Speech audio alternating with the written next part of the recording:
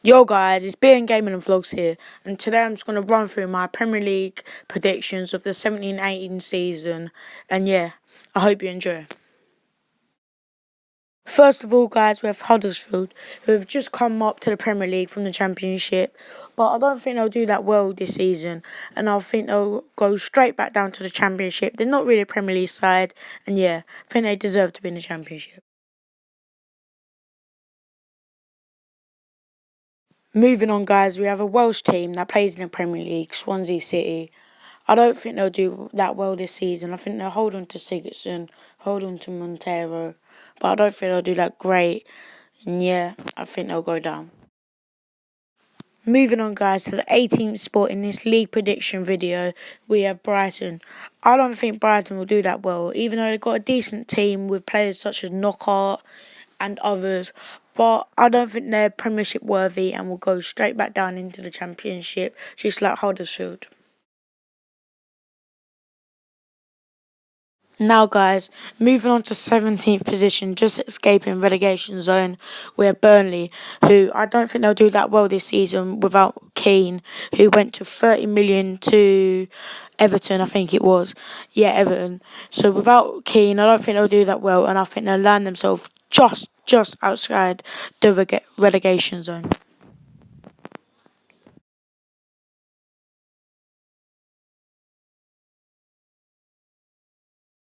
Moving to 16th position, guys, we have Newcastle United, who've just recently been promoted, but they've had loads of experience in the Premier League.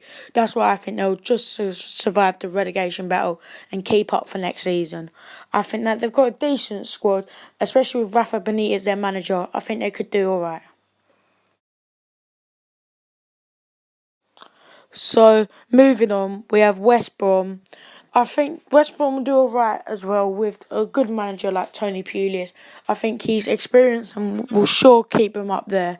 And yeah, nothing really to say about West Brom. They're just that team who somehow survives every year. Now, guys, moving to 14th position, we have Crystal Palace, who, as you saw last season, smashed Arsenal 3-0. And I think this season they'll do the same and be as good as they were. Coming 14th, solid position for the Palace.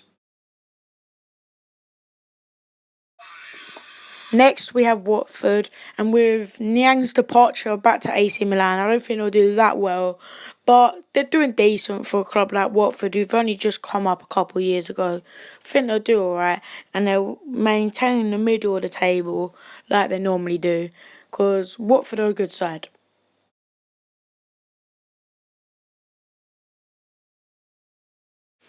Moving on to Leicester, guys, I think they'll have a better season than last season, but they could lose Mahrez, who's been one of their best players for them, especially when they won the league 2 seasons ago with him and Vardy doing bits for Leicester and making them the underdogs to win the league. But yeah, I think they'll do better this season, and hopefully, because I like Leicester, I want to see them score good goals once again. Moving on to 11th position, guys, we have Stoke. Stoke aren't really a team that I need to talk about because we all know what Stoke do. They're normally just a fouling team, but in the last couple of years, they've gained more passing skills and not come a rugby team. But I think they'll gain 11th position, not in the top half of the table, but just doing well for the club. I don't think Stoke really do that much heavy season. They don't really win big games, don't really lose by a lot. They're just an average side. And yeah, just Stoke. Moving into the top half of the table, guys, we have AFC Bournemouth, who are a quality side and have got quality players like Fraser, who's just signed a new contract. They've got King, who is also a quality cam, or if you want to say striker, who are both basically carrying Bournemouth, let me just say. But they've also signed Begovic now, and I think they're going to improve a lot and a lot. So I'll put them as 10th position. I think they'll do solid, but not get the wins against the big top side. So that's why that's what they're lacking, the big wins. At ninth position, guys, we have West Ham United, who have been really bad since the loss of Dimitri Payet, who's completely mugged them off. But this season, I think they could do something alright and not be as sort of abysmal as how they've been last season. And yeah, I think they could do something. Moving to eighth position, guys, we have Southampton United, who do really well every season. I think they bring in new signings every season, and they could have the loss of Van Dijk this season, which is not too great on their side. But I think they can still hold tight, and I think they'll still come eighth, which is a good, solid spot for a Southampton club. Moving to eighth spot, we have Everton, who I think will do alright this season, but not as what they done last season, because of the loss of Lukaku, who went to Man United for around 80 million. It's really good for Everton with the money wise, but also bad because they're not going to be as clinical and they're not going to finish as much of those chances what they always get. And with the rumours of Barkley heading now, their position could even go lower. So I'm not too sure on this one. Now, guys, we have the other Merseyside club, Liverpool. I think they'll do alright, but not as good as they did last season, even though they've made improvements to their squad, like Salah, who's come in, and Solanke. And now they're trying to get Van Dijk, but I still don't think they'll do that well because, I don't know, I just think their team chemistry ain't that great. Moving to fifth position, we have Spurs, and yeah, I don't think they'll do that well than they did the last two seasons. Even though they got Harry Kane, who's been top goal scorer, and Ali has really shown himself lately. But I don't think they'll make the signings what they need, and I don't think that they'll go up the table because Chelsea, Arsenal, and United have already made their signings, and yeah, and City, sorry. And yeah, I don't think that Tottenham can match them.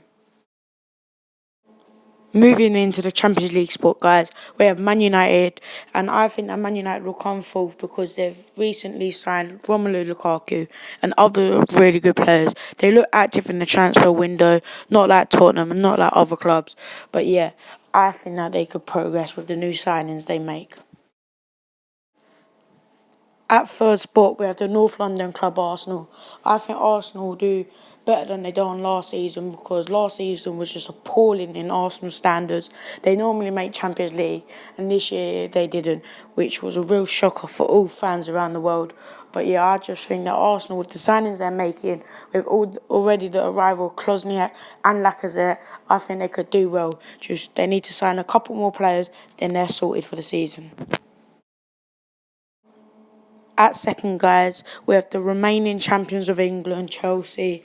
I think Chelsea could do well, but not as what they did last season because I think the other teams will step up and do more signings, better signings.